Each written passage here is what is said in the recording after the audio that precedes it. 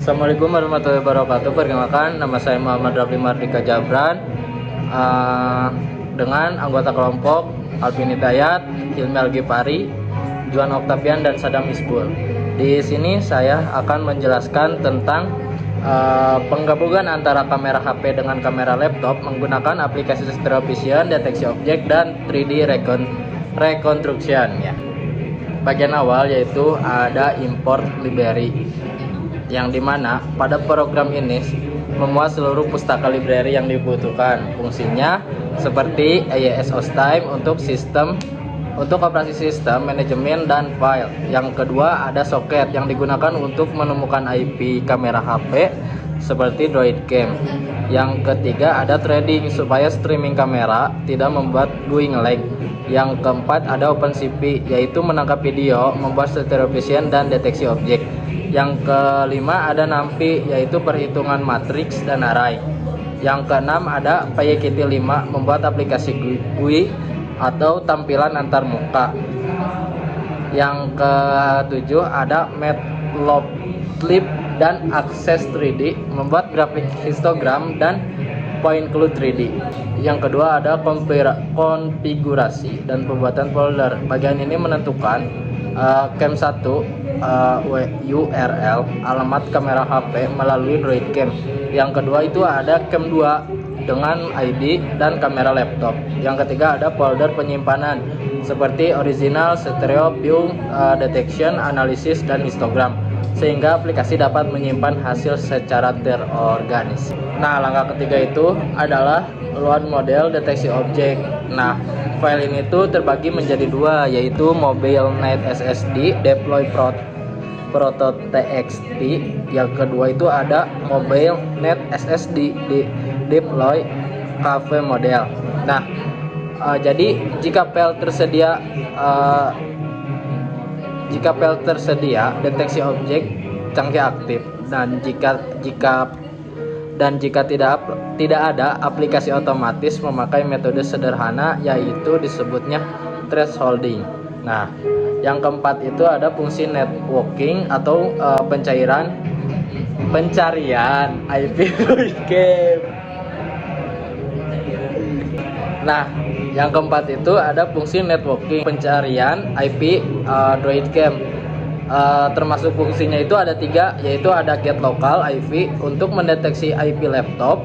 Yang kedua itu ada discover Droidcam scanning, yaitu scanning jaringan untuk mencari kamera HP.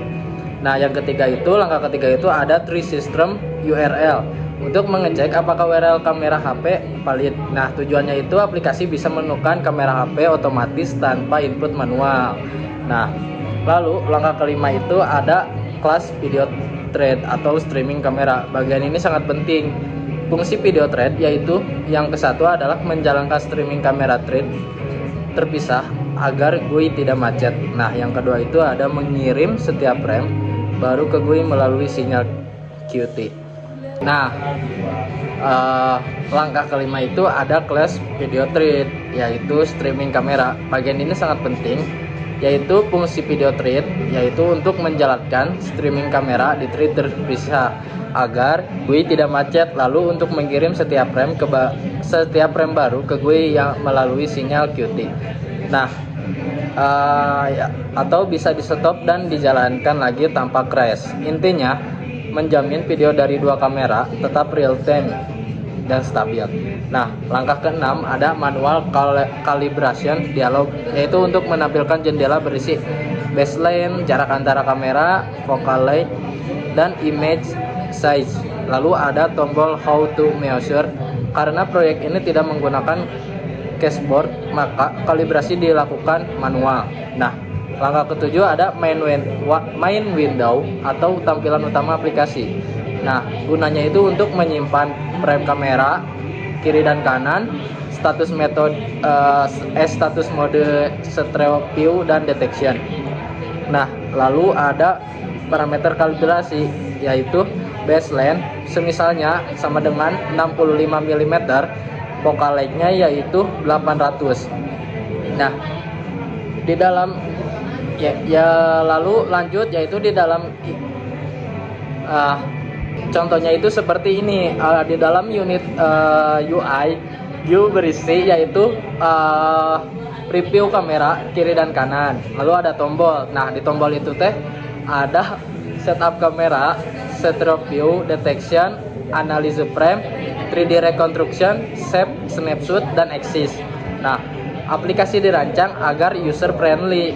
Nah, langkah ke-8 itu ada auto start kamera, di mana program akan mencari kamera HP secara otomatis melalui IP scanning.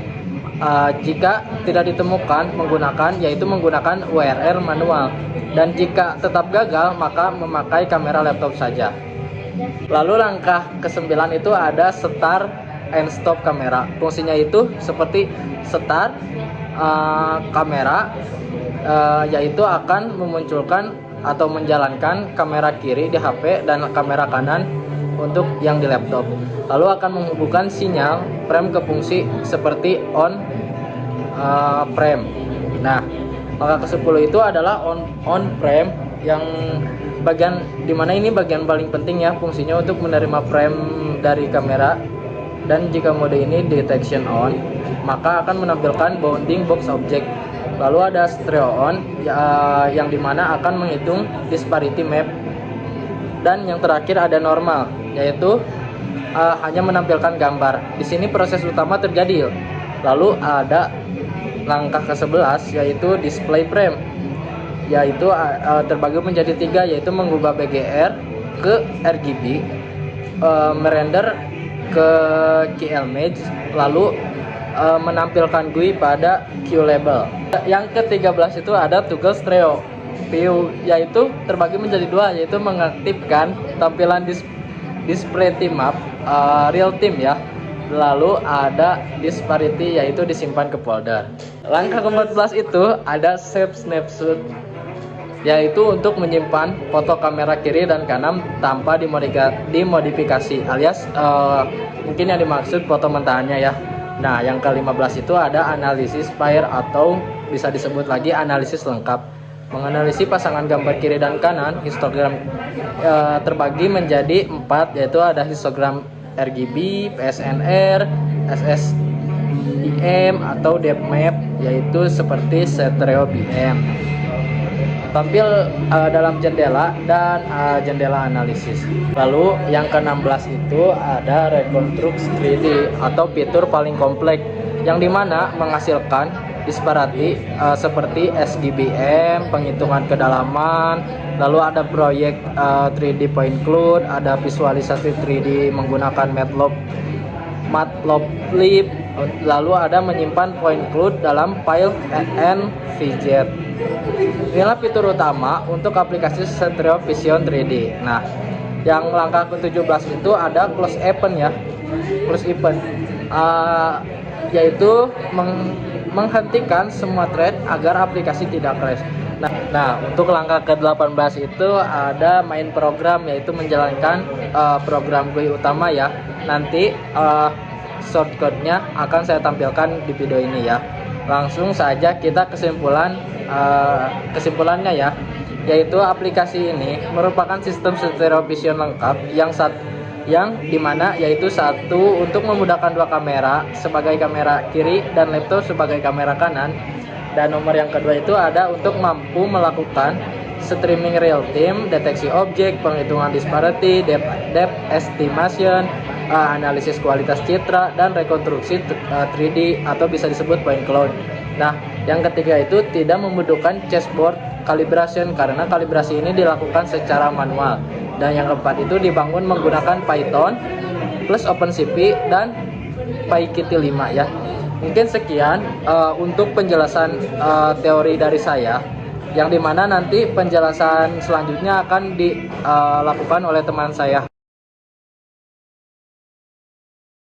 Nah, ini untuk dalam aplikasinya.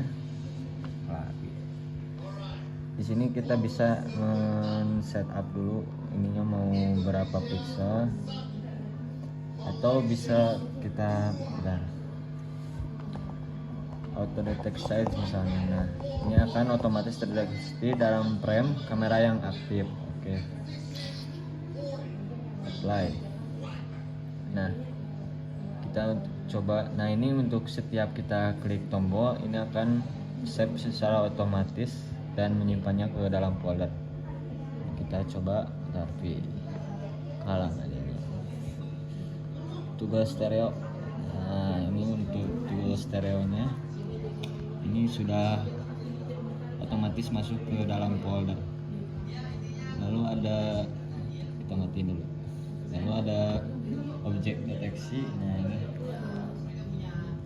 untuk objek deteksinya dalam.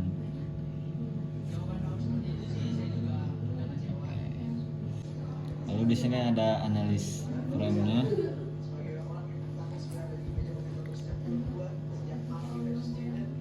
Nah, ini untuk histogram dari kedua kamera tersebut. Ini untuk kamera satu itu yang laptop tapi nah, ini close. Lalu ada 3D reconstruction. Nah, ini tinggalkan baik. Ini folder yang tadi untuk analisisnya. Di sini ada 3D cloud-nya.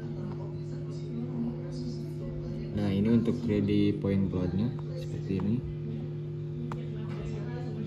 Lalu ada analis kamera kiri, yaitu kamera HP. Ini untuk object detection ya, atau toggle detection tadi. Ini untuk kamera yang laptop kanan. Lalu ada deep map 3D-nya. Nah, ini seperti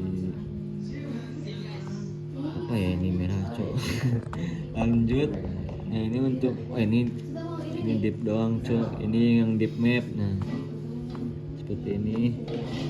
Lalu untuk point cloud-nya ini masih tahap pengembangan ya, soalnya aplikasi yang saya buat ini belum menggunakan chessboard. Nah, ada deteksi. Ini kamera mana sih teh? Kiri. Ini kamera kiri, ini yang kanan teh. Nah, ini untuk histogramnya RGB, red, green, blue. Originalnya ini gak kepake sih.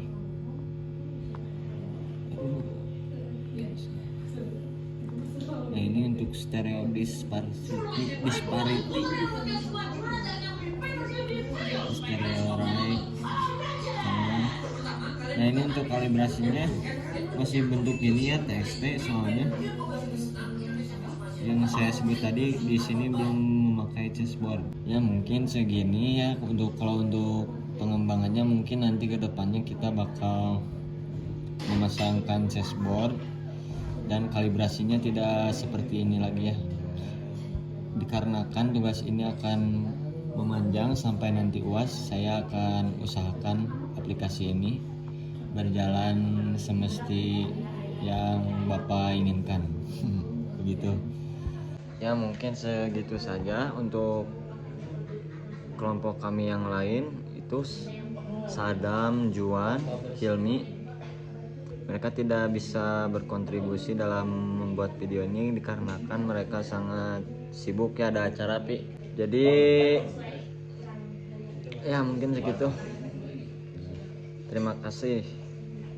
Assalamualaikum warahmatullahi wabarakatuh.